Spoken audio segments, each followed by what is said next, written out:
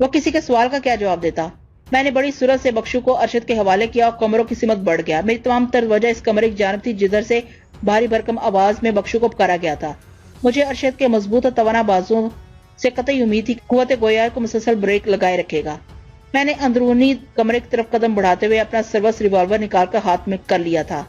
جب باعث سے بخشو نے کوئی جواب نہیں دیا تو پکارنے والا صورتحال جاننے کے لیے کمرے سے نکل آیا۔ میں اس وقت کمرے کے دروازے کے قریب ایک دیوار سے لگا کھڑا تھا۔ وہ شخص مجھے دیکھ نہیں سکتا تھا جبکہ میری نگاہ اس پر لگی ہوئی تھی۔ وہ بھاری تن و توش کا مالک ایک حد سے زیادہ صحت مند شخص تھا۔ دراز قامتی نے اس کے ڈیل ڈول کی ہیبت ناکی میں 4 چاند لگا دیے تھے۔ میں نہیں جانتا تھا کہ وہ کون تھا۔ ہماری معلومات کے مطابق اس ڈیرے پر 2 افراد کو ہونا چاہیے تھا، نمبر 1 لاکھو، نمبر 2 صفدر۔ میں نے ان دونوں میں سے کسی کو کبھی دیکھا نہیں تھا۔ ڈیرے کے گیٹ پر جس بندے سے مٹبھیڑ ہوئی تھی وہ یقینی طور پر بخشو تھا، کیونکہ اسے اسی نام سے پکارا گیا تھا۔ اس کا مطلب یہی تھا کہ وہ گینڈا یا تو صفدر تھا یا پھر لاکھو تھا۔ مذکورہ جناتی شخص نے کمرے سے باہر آ کر گیٹ کی سمت نگاہ دوڑائی جہاں ارشد نے بخشو کو اپنی گرفت میں لے رکھا تھا۔ وہ شخص 2 قدم مزید آگے بڑھا اور الجھن زدہ انداز میں بولا، بخشو تم میری بات کا جواب کیوں نہیں دے رہے؟ گیٹ کے پاس کیا معاملہ ہو گیا؟ تم تو تانگے کا انتظار کرنے گئے تھے۔ اور اسی لمحے کمرے کے اندر سے ایک اور مردانہ آواز ابھری۔ لاکھو کیا مسئلہ ہے یار؟ تم بار بار یہ بخشو کو کیوں آواز دے رہے ہو؟ کیا کوئی پھڈا ہو گیا ہے؟ اس پوچھنے سے اس استفسار نے میرے ذہن کی الجھن کو سلجھن میں بدل دیا۔ اگر وہ گینڈا لاکھو تھا تو کمرے کے اندر موجود شخص یقیناً صفدر رہا ہوگا۔ یقیناً میرے دونوں مطلوبہ شخص میرے آس پاس ہی تھے۔ اس احساس نے میرے تن بدن میں سنسنی سی دوڑا دی۔ اس سے پہلے کہ گینڈا بدن لاکھو صفدر کے سوال کے جواب میں کچھ کہتا، میں نے بجلی کی سی تیزی کے ساتھ اندھیرے میں سے نکل کر اس کی کنپٹی پر ریوالور رکھ دیا۔ پھر گراتے ہوئے لہجے میں کہا، لاکھو کوئی ہوشیاری دکھانے کی کوشش نہ کرنا ورنہ بے موت مارے جاؤ گے۔ تو تم کون ہو؟ وہ کلایا۔ میں چونکہ اس کی پشت پر موجود تھا اس لیے وہ مجھے دیکھ نہیں پا رہا تھا اور اس نادیدگی کو تاریکی کا تعاون بھی حاصل تھا۔ میں نے اپنا تعارف کراتے ہوئے ٹھہرے ہوئے لہجے میں کہا، لاکھو میرا نام ملک صفدر حیات ہے اور میں اس علاقے کا تھانہ انچارج ہوں۔ اتنا تعارف کافی ہے یا؟ میں نے دانستہ سوالی انداز میں جملہ نامکمل چھوڑا تو وہ جلدی سے بولا، او تھانے دار صاحب۔ اتنا کہتے ہی وہ بڑے رضاکارانہ اور پرسکون انداز میں ہینڈز اپ ہو گیا۔ لاکھو کی جانب سے شرافت کے اس مظاہرے نے مجھے تذبذب میں ڈال دیا۔ دراصل ان لمحات میں کچھ اور ہی سوچ رہا تھا۔ جب گیٹ پر مجھے بخشو کی صورت دکھائی دی تھی تو اسے میں نے یہ کہتے ہوئے سنا تھا، اوئے پولیس اتنی جلدی، 1 دن پہلے ہی؟ اس کے بعد جب لاکھو کمر میں سے باہر نکل کر بخشو کو پکار رہا تھا تو اس کے منہ سے یہ نکلا تھا، بخشو تم تو تانگے کا انتظام کرنے گئے تھے۔ اور ان 2 افراد کے 2 جملوں کا واضح مطلب یہی تھا کہ وہ لوگ اس ڈیرے پر بیٹھ کر کسی واردات کی منصوبہ بندی کر رہے تھے اور یہ واردات آج رات کسی وقت وہ کرنے کا ارادہ رکھتے تھے۔ لیکن اس صورت میں ضروری تھا کہ پولیس کا پتہ چلتے ہی لاکھو وہاں سے فرار ہونے کی کوشش کرتا، جبکہ اس کے برعکس وہ بڑے صبر و سکون کا مظاہرہ کر رہا تھا اور یہی بات میرے ذہن میں کھٹک رہی تھی۔ میں نے تہمکانہ انداز میں لاکھو سے پوچھا، کیا صفدر کمرے کے اندر موجود ہے؟ جی ہاں، وہ اندر ہی ہے، اس نے بڑی فرمانبرداری سے جواب دیا۔ اور کون کون ہے اندر؟ میں نے کڑے لہجے میں پوچھا۔ وہ سنجیدگی سے بولا، کوئی نہیں جناب، ہم تینوں کے سوا اس ڈیرے پر کوئی چوتھا شخص موجود نہیں۔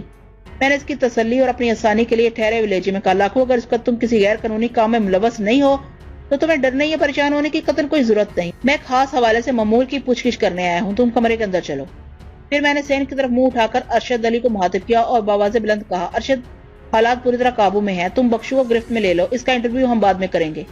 بات ختم کرتے ہی میں نے لاکھو کو ٹھہوکا دیا، جس کا مطلب صاف یہی تھا کہ اب اسے میرے حکم کے مطابق صفدر کے پاس کمرے کے اندر چلنا چاہیے۔ اس نے فوراً میرے حکم کی تعمیل کر دی۔ میں اس کے عقب میں رہتے ہوئے کمرے کے اندر آ گیا۔ اندر لالٹین روشن تھی، اس کی روشنی میں مجھے صفدر بھی نظر آ گیا۔ صفدر لاکھو کی بنسبت خاصا سمارٹ تھا۔ اس نے اپنے ساتھی لاکھو کو گن پوائنٹ پر دیکھا تو گھبرا گیا۔ ایک لمحے کے لیے مجھے یوں محسوس ہوا کہ فرار ہونے کا ارادہ رکھتا ہے، لیکن دروازے میں موجود ہونے کی وجہ سے میں نے چونکہ فرار کی راہ مسدود کر رکھی تھی، لہٰذا اسے اپنے ارادے کو عملی جامہ پہنانے کا موقع نہ مل سکا۔ میں نے لاکھو کو ایک مناسب سا دھکا دیا اور تہمکانہ انداز میں کہا، تم ادھر جا کر صفدر کے پاس بیٹھو۔ اس کے لیے میرے حکم کی تعمیل کے سوا کوئی چارہ نہیں تھا۔ مذکورہ کمرے میں پہلو بہ پہلو 2 چارپائیاں بچھی ہوئی تھیں اور ایک آہنی کرسی بھی رکھی ہوئی نظر آ رہی تھی۔ وہ دونوں ایک چارپائی پر جڑ کر بیٹھ گئے اور میں نے آہنی کرسی سنبھال لی۔ پھر اس سے پہلے کہ میں پوچھ گچھ کا آغاز کرتا، لاکھو نے متذبذب لہجے میں مجھ سے دریافت کیا، ملک صاحب آپ یہاں اور اچانک؟ خیریت تو ہے نا؟ پولیس اور خیریت کی آپس میں بڑی پرانی دشمنی ہے لاکھو، میں نے اس کی آنکھوں کو گھورتے ہوئے کہا۔ جہاں خیریت ہوتی ہے وہ پولیس دور دور تک دکھائی نہیں دیتی۔ تو کیا چیاں والی میں کوئی سنگین واردات ہو گئی ہے؟ اس نے الجھن زدہ نظروں سے مجھے دیکھا۔ ہاں واردات تو ہوئی ہے، لیکن چیا والی میں نہیں، بلکہ ادھر شمشیر پور میں۔ میں نے صفدر کے چہرے کے تاثرات کا جائزہ لیتے ہوئے کہا، کیا ہو گیا وہاں؟ صفدر اضطراری انداز میں مجھ سے مستفسر ہوا۔ یہ بھی تم مجھ سے پوچھو گے؟ میں نے زہریلے لہجے میں کہا، تمہیں تو اس بارے میں سب معلوم ہونا چاہیے۔ اس دوران میں صفدر اور لاکھو، خصوصاً صفدر کے چہرے کے اتار چڑھاؤ کا بڑی باریک بینی سے مشاہدہ کر رہا تھا۔ لالٹین کی روشنی اگرچہ بہت زیادہ تو نہیں تھی لیکن میرے مقصد میں کسی قسم کی کوئی دشواری محسوس نہیں ہو رہی تھی۔ ان دونوں کے چہروں کی کیفیت مجھ سے پوشیدہ نہیں تھی۔ میرے کٹیلے استفسار پر صفدر نے متذبذب انداز میں لاکھو کی جانب دیکھا۔ تاثر ایسا ہی تھا جیسے اس کی سمجھ میں نہ آ رہا ہو کہ میں کیا کہہ رہا ہوں۔ جواباً لاکھو نے چہرے کے تاثرات سے اپنی بے خبری اور لالمی کا اظہار کر دیا۔ صفدر دوبارہ متوجہ ہوتے ہوئے بولا، تھاندار صاحب، اس کے لہجے میں ہلکا سا احتجاج بھی شامل تھا۔ میری تو کچھ سمجھ میں نہیں آ رہا، آپ کس واقعے کی بات کر رہے ہیں؟ میں بالکل نہیں جانتا۔ وہاں شمشیر پور میں کیا ہو گیا ہے؟ میں تو کل صبح سے یہاں لاکھو کے پاس آیا ہوا ہوں۔ میری بات کا یقین نہ ہو تو آپ لاکھو سے پوچھ سکتے ہیں۔ ملک صاحب، میرے کچھ کہنے سے پہلے ہی لاکھو نے کہا، صفدر غلط بیان سے کام نہیں لے رہا۔ یہ واقعی کل میرے پاس آیا تھا۔ نہ تو صفدر غلط بیانی کر رہا ہے، نہ ہی کریمہ بی بی اور نازو نے مجھ سے کوئی جھوٹ بولا ہے۔ میں نے گمبھیر آواز میں کہا، صفدر واقعی کل صبح شمشیر پور سے چیاں والی آیا تھا اور اس کو بھی یہاں موجود ہے، لیکن اس کا یہ مطلب نہیں کہ… میں نے تھوڑا توقف کیا، پھر اپنی بات مکمل کرتے ہوئے کہا کہ وہ پچھلی رات کو تھوڑی دیر کے لیے شمشیر پور نہ گیا ہو اور اکیلا یا تمہارے ساتھ لاکھو۔ آخر شمشیر پور یہاں سے دوری کتنا ہے؟ یہ آپ کس قسم کی باتیں کر رہے ہیں ملک صاحب؟ لاکھو نے قدرے بلند آواز میں مجھ سے پوچھا۔ میں بڑی سے بڑی قسم کھانے کو تیار ہوں، پچھلی پوری رات یہ میرے ساتھ اس ڈیرے پر تھا۔ اگر کسی نے اس کے نام پر ادھر شمشیر پور میں کوئی واردات کر دی ہے تو اس میں صفدر بیچارے کا کیا قصور ہے؟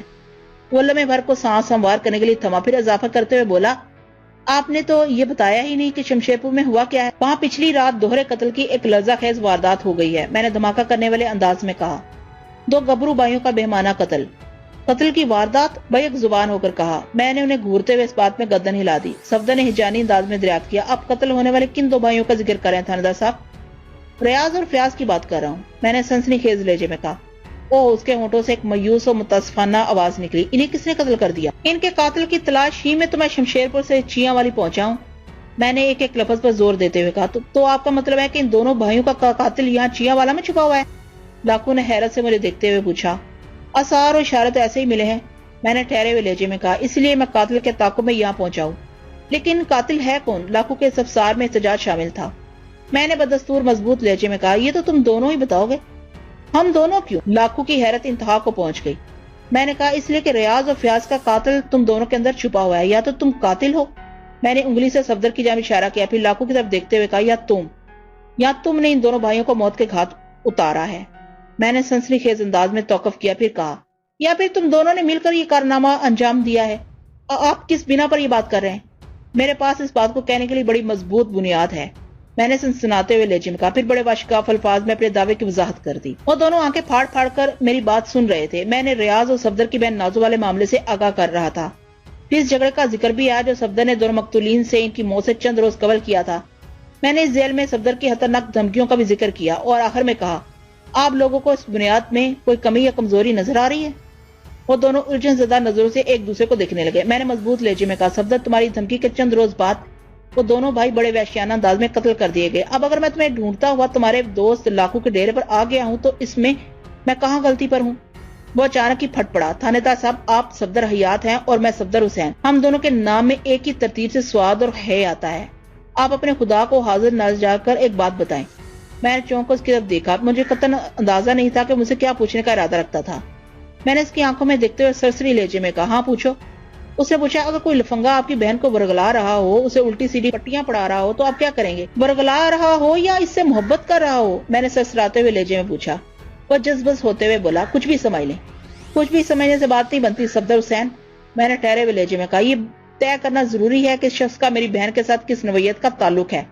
کسی سے محبت کرنے یا اس کو ورگلانے میں بڑا فرق ہوتا ہے۔ اور میں سانس لینے کے لیے متوقف ہوا، پھر اضافہ کرتے ہوئے کہا، تم نے کسی شخص کا ذکر کرتے ہوئے اسے لفنگا کہا ہے۔ میں یہ دیکھنا بھی ضروری سمجھوں گا کہ وہ لفنگا ہے یا کوئی شریف النفس اور مقبول انسان۔ میرے خیال میں ریاض کو لفنگا کہنا درست بات نہیں ہوگی۔ اس نے نگاہ چرانے والے انداز میں کہا، چلیں آپ کچھ بھی کہیں لیکن مجھے بتائیں آپ اس صورت میں کیا کریں گے؟ دیکھو صفدر حسین، میں نے قطعی لہجے میں کہا، اگر کوئی مقبول شخص میری بہن سے محبت کر رہا ہو اور میں بھی یہ دیکھوں کہ میری بہن بھی اسے محبت کرتی ہے تو میں ان کی مدد کروں گا۔ ان سے کہوں گا کہ وہ چھپ چھپ کر کھیتوں میں نہ ملا کریں، میں ان کے مستقل ملاپ کی کوئی سبیل نکالوں گا، مگر تمہاری طرح۔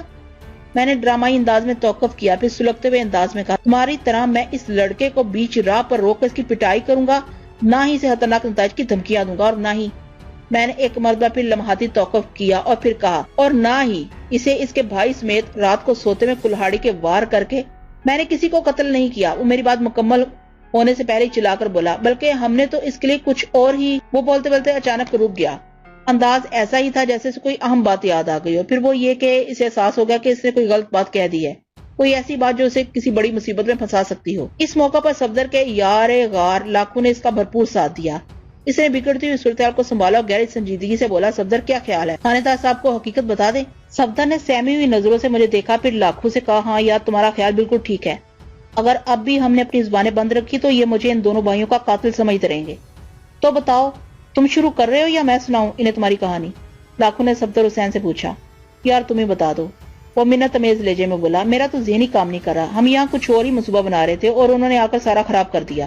میں نے لاکھو کی طرف دیکھتے ہوئے کہا، لاکھو تم لوگوں کو جو کچھ بھی کہنا ہے سادہ اور آسان الفاظ میں کہہ ڈالو، میں یہاں تمہاری قصے اور کہانیاں سننے نہیں آیا ہوں، ادھر تھانے میں مجھے اور بھی بہت سارے کام ہیں۔ جی، لاکھو نے ایک تھکی ہوئی سانس خارج کی، پھر اس سے پہلے کہ وہ بیان شروع کرتا باہر ارشد علی کی آواز بلند ہوئی۔ وہ مجھ سے مخاطب ہوتے ہوئے پوچھ رہا تھا، ملک صاحب یہ بندہ تو پوری طرح میرے قابو میں ہے لیکن کبھی کبھی تنگ کرنے لگتا ہے، یا اچھا خاصا اندھیرا ہے، اگر آپ کہیں تو میں اسے ایک کمرے کے اندر لے آتا ہوں، ورنہ اس کی کسی چالاکی کے جواب میں اگر میں نے اپنے ہاتھوں کو بے سمت حرکت دے دی تو اس کی گردن کا کڑاکا نکل جائے گا۔ ارشد، بخشو کا منکا نہیں توڑنا، اب اس کا بیان بھی لینا ہے، میں نے جواباً باواز بلند کہا۔ اندر سب خیریت ہے، لے آؤ اسے بھی۔ پھر میں دوبارہ لاکھو گینڈے کی طرف متوجہ ہو گیا اور قدرے سخت لہجے میں کہا، ہاں بھائی تم کیا بتانے والے تھے، شروع ہو جاؤ، شاباش۔ اور وہ شروع ہو گیا۔ میں آپ سے یہ کہہ رہا تھا تھاندار صاحب کے صفدر نے مجھے اپنی بہن اور ریاض کے چکر کے بارے میں سب کچھ بتا دیا تھا۔ اس کے سمجھانے بجھانے کا جب کوئی مثبت نتیجہ برآمد نہ ہوا تو اس نے مجھ سے کہا کہ اس گدھے کے بچے کو تھوڑا سبق سکھانا چاہیے۔